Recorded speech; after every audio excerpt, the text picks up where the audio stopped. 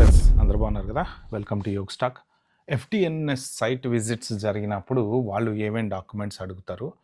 At the same time ఇంకోటి ఏంటంటే రీసెంట్గా నేను సోషల్ మీడియాలో విన్నది అన్ఎక్స్పెక్టెడ్ సైట్ విజిట్స్ జరుగుతున్నాయి అని చెప్పేసి ఇద్దరు ముగ్గురు ఇన్స్టాగ్రామ్లో కూడా అనుకోకుండా వాళ్ళ ఇంటికి ఎఫ్డిఎన్ఎస్ వాళ్ళు వచ్చి ఈ డాక్యుమెంట్స్ అడిగారు ఆ డాక్యుమెంట్స్ అడిగారని, కొంతమందికి అయితే లెటర్ వచ్చింది నాకు ఈ డాక్యుమెంట్స్ పంపించేసి అని చెప్పేసి అని, లేకపోతే ఇంటికి వచ్చేసి ఒక 2 days టైం ఇస్తాము మాకు ఈ పర్టికులర్ డాక్యుమెంట్స్ అన్ని పంపించమని అడిగారనేసి విపరీతమైన న్యూస్ అయితే ఉంది. ఎందుకంటే హోమ్ విజిట్స్ కూడా జరుగుతున్నాయంట. అంటే ఇప్పుడు మీరు రిమోట్గా పనిచేసే వాళ్ళు ఉంటారు కదా, సో ఇప్పుడు వాళ్ళ దగ్గర ఉన్నటువంటి ఎల్సీ ఆధారంగా మీరు రిమోట్ వర్కింగ్ చేస్తుంటే మీ రిమోట్ వర్క్ రావడమా, హౌస్కి రావడము, లేదు అంటే మీ ఎల్సీఏలో ఏ క్లయింట్ దగ్గర అయితే మీరు పనిచేస్తున్నారని ఉంటుందో ఆ క్లయింట్ దగ్గరికి వచ్చేసి మీ గురించి ఎంక్వైరీ చేయటము. సో ఇలాంటివి జరుగుతున్నాయి. General site visits, FDNS site visits అంటే ఆబ్వియస్లీ మీరు H1B ఎక్స్టెన్షన్కి వెళ్ళినప్పుడు దాని ప్రకారం క్లయింట్ ఎక్కడ ఏంటి, ఎక్కడ ఎంప్లాయర్ పనిచేస్తున్నాడో తెలుసుకోవడానికి వచ్చేటువంటి సైట్ విజిట్స్ అయితే ఖచ్చితంగా జరుగుతున్నాయి.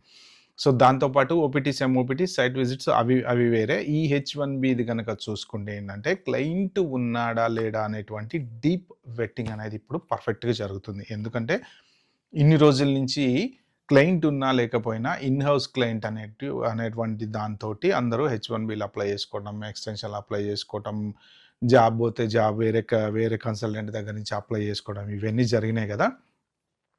రీసెంట్ ఒక దగ్గర ఒక 3 months నుంచి ఈ యూట్యూబ్ ఇన్వెస్టిగేషన్లు అయితే అనుకోండి, లేకపోతే టెక్సాస్ ఇన్వెస్టిగేషన్లు అయితే అనుకోండి, సో ఇవన్నీ కూడా ఏంటంటే ఆబ్వియస్లీ యుఎస్ఏఎస్ వాళ్ళకి కొంత కోపం తెప్పించేటువంటి విషయాలు. ఎందుకంటే ఇన్ని రోజుల నుంచి ఇలాగ నడిచిందే అని, గోస్ట్ ఆఫీసెస్ అని అదని ఇదని. సో దాంతో ఏమైందంటే అన్ఎక్స్పెక్టెడ్ సైట్ విజిట్లు కొన్ని జరుగుతున్నాయి. అంటే ఎక్స్టెన్షన్కి వెళ్ళినా వెళ్ళకపోయినా మీ H1B వాళ్ళకి సడన్గా వచ్చేసి మీ విజిట్ చేస్తున్నారంట. అసలు మీకు జాబ్ ఉందా లేదా, మీరు కరెక్ట్ లొకేషన్లో పని చేస్తున్నారా లేదా.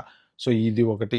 అట్ ద సేమ్ టైం ఎఫ్డిఎన్ఎస్ జనరల్గా ఎక్స్టెన్షన్కి వెళ్ళినప్పుడు. సో దీని గురించి పర్టికులర్ వీడియోలో చెప్తా. ఏమేమి డాక్యుమెంట్స్ మీ దగ్గర పెట్టుకోవాలి, సో వాళ్ళు వచ్చినప్పుడు చూపించడానికి ఏమేమి ఉండాలి అనేది ఈ వీడియోలో డిస్కస్ చేద్దాం. మీరు అయితే లాస్ట్ వరకు చూడండి. సబ్స్క్రైబ్ చేసుకుని వాళ్ళు ఎవరుంటే సబ్స్క్రైబ్ చేసుకోండి. అలాగే ఒక లైక్ ఇవ్వండి ప్లీజ్, ఎందుకంటే ఇంపార్టెంట్ వీడియో కాబట్టి ఒక 4 అయితే చేరుతుంది. నేను ఒక ఎక్సెల్ షీట్లో కొన్ని లిస్ట్ అవుట్ చేసి పెట్టా. అందులో మీకేమన్నా పనికొచ్చేవి ఉంటే అంటే ఇక్కడ స్క్రీన్ షాట్ మెన్షన్ చేస్తా. సో మీకు కావాలంటే ఎవరన్నా కింద కామెంట్లో మెన్షన్ చేయండి. అది నేను గూగుల్ డ్రైవ్లో పెట్టేసి కింద డిస్క్రిప్షన్లో లింక్ అప్లోడ్ చేస్తా. So most probably video pass పెట్టి స్క్రీన్ షాట్లో తీసుకోవచ్చు మీరు, కావాలంటే అది కూడా ఇస్తాను నేను.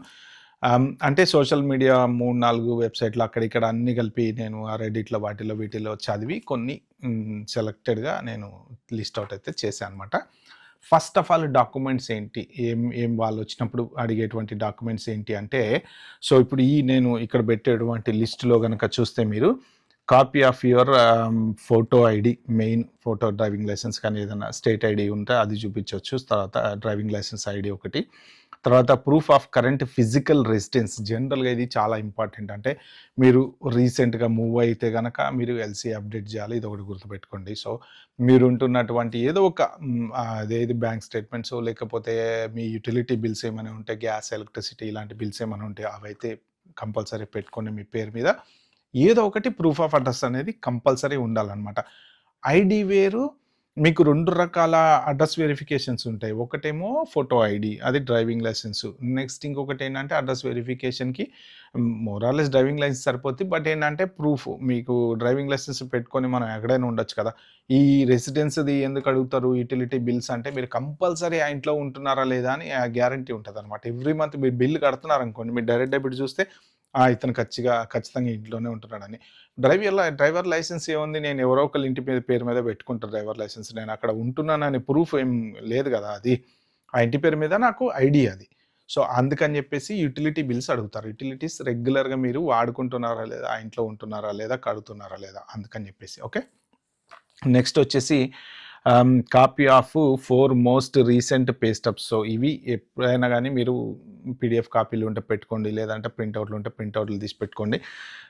తర్వాత మీ W2s, మీ ట్యాక్స్ రిలేటెడ్ ఏమన్నా ఉంటే అన్నీ కూడా ఒక ఫోల్డర్ తయారు చేసి ల్యాప్టాప్లో పెట్టుకోండి. సేఫ్ సైడ్ వస్తే వచ్చారు ఇన్వెస్టిగేషన్కి, రాపోయారు, ఉంది అక్కడ ఒక సెట్ అయితే మనకైతే ఉంటుంది కదా. ఎప్పుడన్నా ఎవరైనా వస్తే టక్కన ప్రింట్అవుట్ కొట్టించేటట్టు మొత్తం అన్నీ రెడీ చేసి పెట్టుకోవడం బెస్ట్ అనమాట. నెక్స్ట్ వచ్చేసి కాపీ ఆఫ్ కరస్పాండింగ్ చెప్పాను కదా, ట్యాక్స్ ట్రాన్స్క్రిప్ట్స్, తర్వాత మీ జాబ్ డిస్క్రిప్షన్ మీరు మీ ఓన్గా ఒక లెటర్ తయారు చేసి పెట్టుకోండి. మీ మీ ఇన్ యువర్ ఓన్ వర్డ్స్ వాళ్ళు అడుగుతారనమాట. అంటే కంపెనీ ఇచ్చేటువంటి లెటర్ వేరు, వాళ్ళు పలానా పర్సన్ పలానా చోట పని చేస్తున్నాడు అది ఇది అని చెప్పి వాళ్ళు ఇస్తారు. కానీ మీ జాబ్ని మీరు మీ ఓన్గా ఎక్స్ప్లెయిన్ చేసుకోవాలి. ఎందుకంటే లింక్డ్ ఇన్ ప్రొఫైల్లో మీరు పెడతారు కదా, దానికి వాళ్ళు కంపేర్ చేసుకుంటారనమాట. అంటే ప్రెజెంట్ ఏ జాబ్లో అయితే మీరు ఉన్నారో ఆ జాబ్లో ఇన్ యువర్ ఓన్ వర్డ్స్ మీరు ఎక్స్ప్లెయిన్ చేసింది లింక్డ్ ఇన్ ప్రొఫైల్లో ఉందా లేదా, అక్కడ మ్యాచ్ తెలిసిపోతుంది అనమాట.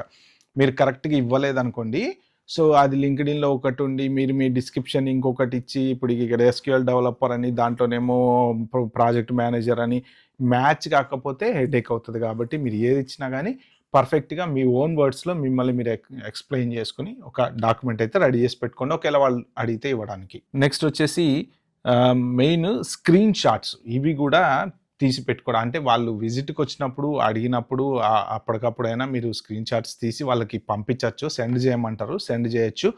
స్క్రీన్ షాట్స్ అంటే ఏంటంటే మీరు క్లయింట్ తోటి కమ్యూనికేషన్, అంటే మీకు ఈమెయిల్ కమ్యూనికేషన్ ఉంటుంది. ఫర్ ఎగ్జాంపుల్ మీరు ఏదో కంపెనీకి ప్రాజెక్ట్ చేస్తున్నారు, మీరు ఏదో కన్సల్టెంట్ దగ్గర పని చేస్తున్నారు, గూగుల్ వాడికి ఏదో ప్రాజెక్ట్ చేస్తున్నారు, లేకపోతే మెటా వాడికి ఏదో ప్రాజెక్ట్ చేస్తున్నారు, వాళ్ళకి అక్కడ ఉన్న క్లయింట్ మేనేజర్కి మీకు మీ పర్టికులర్ మీకు ఎవరో ఒక మేనేజర్ అయితే ఉంటారు కదా, ప్రాజెక్ట్ మేనేజరో లేకపోతే క్లయింట్ మేనేజరో ఇంకోటి వాళ్ళతో మీకు కమ్యూనికేషన్ ఈమెయిల్స్ అనేవి జరుగుతూ ఉంటాయి కదా, టీమ్స్లో డిస్కషన్స్ అనేవి జరుగుతూ ఉంటాయి కదా, చాట్ అనేది జరుగుతూ ఉంటుంది కదా, మీటింగ్ అనేది జరుగుతూ ఉంటుంది కదా, అంటే మీకు జాబ్ ఉంది, ఖచ్చితంగా మీరు జాబ్ చేస్తున్నారు అనేటువంటి ప్రూఫ్ అనమాట. అవి ఒక 2-3 స్క్రీన్ షాట్లు తీసేది పెట్టుకోండి. దాంతోపాటు ఇంకొకటి ఏంటంటే లాగిన్ ఇన్ఫర్మేషన్, అంటే మీరు లాగిన్ అయ్యేటప్పుడు కూడా ఒక్కొక్కసారి ఏదైనా అప్లికేషన్లోకి పర్టికులర్ అప్లికేషన్లోకి లాగిన్ అవుతున్నారు అనుకోండి, క్లయింట్ అప్లికేషన్లోకో లేకపోతే ఇంకో దాంట్లోకో, లేకపోతే ఆ లాగిన్స్ కూడా తీసి పెట్టుకోండి, ఎందుకంటే సేఫ్ సైడ్ ఉంటాయి అన్నమాట. ఓకే, ఇవి మీ ఐడి డాక్యుమెంట్స్ కంపల్సరీ వాళ్ళు సైట్ విజిట్కి వచ్చినప్పుడు అడిగేటువంటివి. అంటే 100కి 100% నేను పెట్టిన డాక్యుమెంట్స్ అన్నీ అడుగుతారని గ్యారంటీ లేదండి. నేను అక్కడిక్కడ గ్యాదర్ చేసినటువంటి ఇన్ఫర్మేషన్ పెట్టా. దీంట్లోంచి 2 అడగచ్చు, 1 అడగచ్చు, 3 అడగచ్చు, అసలు అడగకపోవచ్చు, అసలు మీ దగ్గర విజిటింగ్ రాకపోవచ్చు. సో ఇదేంటంటే ఓవరాల్గా ఉన్నటువంటి ఇన్ఫర్మేషన్ అనమాట. ఇక నెక్స్ట్ చూస్తే మీరు రైట్, వాళ్ళు అడిగేటువంటి క్వశ్చన్స్ ఏముంటాయి, ఇవి కూడా కొన్ని క్వశ్చన్స్ అన్ని నేను గ్యాదర్ చేసి అన్ని పెట్టా. అయితే ఈ క్వశ్చన్స్ అన్నీ మిమ్మల్ని అడుగుతారని మీరు అనుకోవద్దు. నాకు దొరికిన క్వశ్చన్లు అక్కడ 4 దొరికినవన్నీ కలిపి పెట్టాను అనమాట. సో రఫ్లీ మిమ్మల్ని ఫస్ట్ అడిగేటువంటి క్వశ్చన్ ఏంటంటే మీ పే చెక్ గురించి మెయిన్. సో మీకు ఇది కూడా స్క్రీన్ షాట్ పెడతాను నేను, ఒకవేళ కావాలి డాక్యుమెంట్ అంటే కామెంట్లో మెన్షన్ చేయండి, నేను కింద డిస్క్రిప్షన్లో లింక్ పెడతా. Okay, were you required to pay for any immigration forms fees percentages, ఇది మీ అంటే మీ పేమెంట్ ఎలా చేస్తున్నారు, మంత్లీ పేమెంటా అదొకటి. తర్వాత ఇంకొకటి ఏంటంటే what different visas you held were physically when you're in United States, అంటే ఇది ఎవరిని అడగచ్చు మోస్ట్ ప్రాబబ్లీ. అంటే మాస్టర్స్లో ఉన్నప్పుడు మీరు F1లో ఉంటారు, తర్వాత ఓపీటీకి వస్తారు, తర్వాత H1కి వస్తారు. సో అది కన్ఫర్మ్ చేసుకోవటానికి అనమాట. లేదు డైరెక్ట్ మీరు ఇండియా నుంచి వచ్చారంట అండ్ డైరెక్ట్ నేను H1 మీద ఉన్నా అని చెప్పేసి అండి. సో తర్వాత ఇక్కడ హౌ డిడ్, ఇవి మెయిన్ ఇంపార్టెంట్, వాళ్ళు చెక్ చేసేది కూడా ఏంటంటే ఇది చూడండి ఈ questions. How did you find this job opening with your sponsor, అంటే మెయిన్ మీరు జాబ్ అడ్వర్టైజ్మెంట్ వేస్తే మీరు అప్లై చేసి వచ్చారా, లేకపోతే మీ ఎంప్లాయర్ అసలు అడ్వర్టైజ్మెంట్ వేసాడా వేయలేదా, లేదు డైరెక్ట్ వేయకుండా ఇండియా నుంచి తీసుకొచ్చాడా. ఇప్పుడు H1 జాబ్ అయినా సరే రూల్ ప్రకారం కంపల్సరీ వాళ్ళు పోస్ట్ చేయాలి, జాబ్ పోస్టింగ్ చేయాలి. చేసిన తర్వాత ఎవరెవరు వస్తారు అంటే H1 వాళ్ళ కోసం అని చెప్పి పోస్టింగ్ చేయకూడదు, మొన్న సరా గొంజాలెస్ పెట్టినట్టు అది కాదు.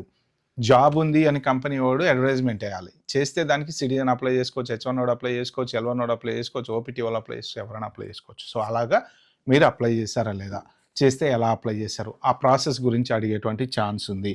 Okay, what were the steps from applying through hiring, అంటే నాకు లింక్డ్ఇన్లో పోస్ట్ చూశాను, నేను నా CV పంపించాను, తర్వాత నాకు ఇంటర్వ్యూ అయింది. ఒకవేళ ఏమన్నా ఇంటర్వ్యూ అయింది అంటే మీకు ఇప్పుడు జనరల్గా లింక్డ్ఇన్లో CV పంపించినప్పుడు వాళ్ళు మీకు కాల్ చేసి కన్ఫర్మేషన్ పంపిస్తారు కదా. అంటే CV క్లయింట్కి పంపించే కన్నా ముందే ఏజెన్సీ వాళ్ళు ఏంటంటే మీ దగ్గర నుంచి ఒక కన్సెంట్ తీసుకుంటారు. I'm happy to represent my profile అని చెప్పేసి ఒకటి ఉంటుంది కదా. సో ఆ కన్సెంట్ తీసుకున్నటువంటి ఈమెయిల్ ఏదైనా ఉందా అంటే ఇక్కడ ఏంటంటే జెన్యూన్గా రిక్రూట్మెంట్ ప్రాసెస్ ద్వారా వెళ్ళారా, లేదు మీరు back door under the table వెళ్ళారా అనేది వాళ్ళకి కావాలన్నమాట. జనరల్గా ఇన్ని రోజుల నుంచి మిస్యూజ్ అనేది ఎలా జరిగింది అంటే ఇలానే జరిగింది. ఇంటర్వ్యూ చేసేది మనోడే, తర్వాత జాబ్ చేసేది మనోడే, అంత మనోళ్ళే. ఈ కన్సల్టెంట్ ఆ కన్సల్టెంట్ అనా మావాడు వస్తుంది జాబ్ ఇచ్చే అన్న టైప్లో నడిచింది. సో అలా కాకుండా ఇప్పుడు ఈ ప్రాసెస్లో మీరు వెళ్ళారా లేదా అనేది తెలుసుకోవటానికి అనమాట. ఓకే, నెక్స్ట్ ఇంకా కొన్ని క్వశ్చన్లు ఏంటంటే how often do you communicate with your employer. అంటే ఇప్పుడు మీ మీ మీ క్లయింట్ ఎంప్లాయర్ ఈ డిఫరెన్షియేషన్స్ కూడా ఉంటాయి కదా, అదొకటి చూసుకోండి. మీరు ఎంప్లాయర్ దగ్గర పనిచేస్తే క్లయింట్కి రిమోట్ చేస్తున్నారా, లేకపోతే ఎంప్లాయర్ దగ్గర ఇన్ హౌస్ ఆయన ఎంప్లాయర్ ఆయనే క్లయింటా. సో ఇలాంటివన్నీ మీ కమ్యూనికేషన్ హౌ ఆఫెన్ అంటే ఇప్పుడు క్లయింట్ తోటి జనరల్గా ఎవ్రీడే మాట్లాడుతూనే ఉంటాం కదా. క్లయింట్ వేరు ఎంప్లాయర్ వేరు అనుకోండి. సో మీ ఎంప్లాయర్ తోటి అప్పుడప్పుడు మాట్లాడతారా, నాకు పే స్లిప్లు కావాలన్నప్పుడు ఈమెయిల్ కొడతా, లేకపోతే ఇంకేమైనా కావాలంటే ఈమెయిల్ కొడతా, హాలిడే బుక్ చేసుకోవాలంటే ఈమెయిల్ కొడతా. సో ఇట్లాంటి కమ్యూనికేషన్లు ఏమైనా ఉన్నాయా? ఫర్ ఎగ్జాంపుల్ సింపుల్ చెప్పాలంటే మన గోస్ట్ ఆఫీసుల నుంచి H1B వీసాలు ఉన్నాయి. మొన్న ఏదో వీళ్ళు ఇన్వెస్టిగేషన్ 30 కంపెనీస్ మీద ఆర్డర్ చేశారు కదా. ఆ గోస్ట్ ఆఫీసులలో కంపెనీ ఉంది, H1 వాళ్ళు ఉన్నారు, ఎక్కడో రిమోట్ వర్కింగ్ చేస్తుంటారు. అసలు మీకు H1 అప్లై చేసినటువంటి మీ ఎంప్లాయర్తోని మీకు ఎప్పుడైనా డిస్కషన్స్ అయితే అవ్వవా? అది క్వశ్చన్ అనమాట. అంటే ఏం అవ్వట్లేదు, మీరు ఎక్కడో క్లయింట్ దగ్గర పని చేసుకుంటున్నారు, ఫైన్, అది లీగలే, మీరు చేసేది లీగలే, ఇల్లీగల్ ఏం కాదు. కానీ ఎప్పుడో ఒకప్పుడు ఇప్పుడు మీ H1 ఎవరి దగ్గర ఉంది, మీరు హాలిడే తీసుకోవాలంటే డైరెక్ట్ క్లయింట్కి మెసేజ్ పెడతారా, లేదు నాకు ఒక 2 వీక్స్ హాలిడే కావాలని మీ ఎంప్లాయర్కి మెసేజ్ పెడితే మీ ఎంప్లాయర్ మీ క్లయింట్కి మెసేజ్ పెడతారా? ఇలాంటి కమ్యూనికేషన్ అనమాట. సో ఎందుకంటే మీకు శాలరీ ఇచ్చేది ఎవరండి ఎండ్ ఆఫ్ ద డే? ఈ ఎంప్లాయర్ కదా, కన్సల్టెన్సీ వాడు కదా, ABC కన్సల్టెన్సీ వాడు మీకు శాలరీ ఇస్తాడు. అంటే మీరు సెలవు హాలిడే అప్లై చేయాలంటే ఎవరికి చెప్పాలి? మీరు క్లయింట్కి కాదు కదా చెప్పాల్సింది, మీ ABC కన్సల్టెన్సీకి చెప్పాలి. వాడు క్లయింట్కి చెప్పుకుంటారు, వాళ్ళ క్లయింట్కి చెప్పుకొని ఇగో పలానా 2 వీక్స్ ఇతను రావట్లేదు అని చెప్పేసి మీ దాని ప్రకారము పేమెంట్ అడ్జస్ట్మెంటా, సిక్ పేనా, ఇంకోట వీళ్ళ HR సిస్టంలో వీళ్ళు అడ్జస్ట్ చేసుకుంటారు. సో అదనమాట. నెక్స్ట్ వచ్చేసి have you taken any unpaid leave since you begin working on H1B status. అంటే ఒకవేళ మీరు కనుక హాలిడేస్ తీసుకుంటే ఆ డేట్స్ ఇంక్లూడ్ చేయమని అడగచ్చు. అంటే ఇందులోంచి కొన్ని క్వశ్చన్స్ మోస్ట్ ప్రాబ్లీ అన్ని అడగకపోవచ్చు. కానీ తర్వాత జాబ్ టైటిల్ ఏంటి, మీ client name, assigned office address, okay, how often you required to report to the end client office. అంటే మీది రిమోట్ వర్కా, కంప్లీట్ రిమోట్ వర్కా, లేదు నెలకు ఒకసారి వెళ్ళి రావాలా. మీ కాంట్రాక్ట్ ఉంటుంది కదా, మీ కాంట్రాక్ట్లో ఏదైతే క్లయింట్ దగ్గర నుంచి ఎంప్లాయర్కి ఉండేటువంటి కాంట్రాక్ట్లో క్లియర్గా రాస్తారు, కంప్లీట్ ఈయన రిమోట్ నుంచే వర్క్ చేసుకోవచ్చు. లేదు సమ్ టైమ్స్ ఎప్పుడో ఒకసారి మీటింగ్స్ ఉన్నప్పుడు ఆఫీస్కి రావాల్సి వస్తుంది. కొంతమంది ఏంటంటే మీటింగ్స్ ఉన్నప్పుడు ఆఫీస్కి రావాలని చెప్పి ఉంటుంది కాంట్రాక్ట్లో. కొంతమంది ఏంటంటే 3 days వర్క్ ఫ్రమ్ హోమ్ చేయొచ్చు, 2 days ఆఫీస్కి రావాలని ఉంటుంది. ఇట్లా మీకు how often you have to go, ఆ కాంట్రాక్ట్ ప్రకారం మీ LCA ఉండాలి, లేదంటే మాత్రం ప్రాబ్లం అవుతుంది. ఓకే, అందులో కనుక మీరు కంప్లీట్ రిమోటే అంటే మీ LCA రిమోట్ ఉండొచ్చు. లేదు 2 రోజులు రావాలి ఆఫీస్ కంటే క్లయింట్ అడ్రస్ ఉండాలి, రిమోట్ ఎక్కడి నుంచి మీరు పని చేస్తారో ఆ అడ్రస్ కూడా ఉండాలి.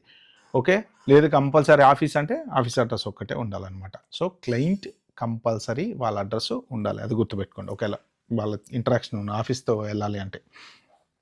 Okay, so client name, assigned office address, మీరు ఎక్కడ మీ క్లయింట్ అనేది అదొకటి. తర్వాత how often you required to report to end client office. So అది minimum education requirement for this client position. అంటే ఇప్పుడు మీరు చేసేటువంటి జాబ్కి మాస్టర్స్ కావాలా, డిగ్రీ కావాలా, PhD కావాలా, ఇంకోటి కావాలా, అది ఏం క్వాలిఫికేషన్ కావాలి దానికనేసి. తర్వాత minimum years of experience requirement. ఇవే ఇప్పుడు మొన్న I-129లో కొత్తగా పెట్టినటువంటి రూల్స్ ఉన్నాయి కదా, కొత్త యాడ్ చేసిన సెక్షన్, దానికి ఏం క్వాలిఫికేషన్ కావాలి, తర్వాత ఎంత ఎక్స్పీరియన్స్ ఉండాలి. సో ఇవన్నీ యాడ్ చేశారు కదా. సో ఆ క్వశ్చన్సే అడుగుతున్నారు అనమాట. Based on this me extension ఇవాళ వద్దా డిసైడ్ చేసుకుంటారు వాళ్ళు. తర్వాత start date with petitioner. So అంటే ఎప్పుడు మీరు క్లయింట్ వర్క్ స్టార్ట్ చేశారు.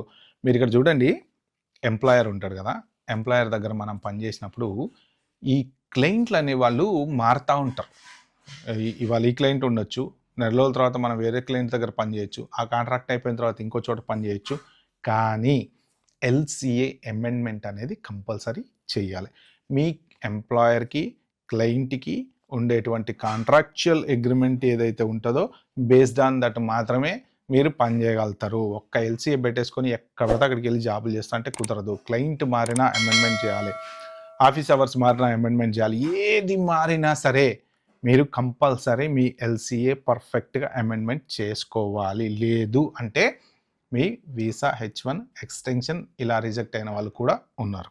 Okay, so next start date with the petitioner, start date with current client, annual salary ఏంటి, మీకు చెప్పిన శాలరీ ఎల్సీఏలో ఉందా లేదా, బ్యాంక్ స్టేట్మెంట్లో ఉందా లేదా, పే చెక్ మ్యాచ్ అవుతుందా లేదా, పేసిప్లో మీ అడ్రస్, మీ బిల్లింగ్ అడ్రస్, ఇంటి అడ్రస్ కరెక్ట్గా ఉందా లేదా. సో అవి. తర్వాత do you work over time, if so how many hours on an average.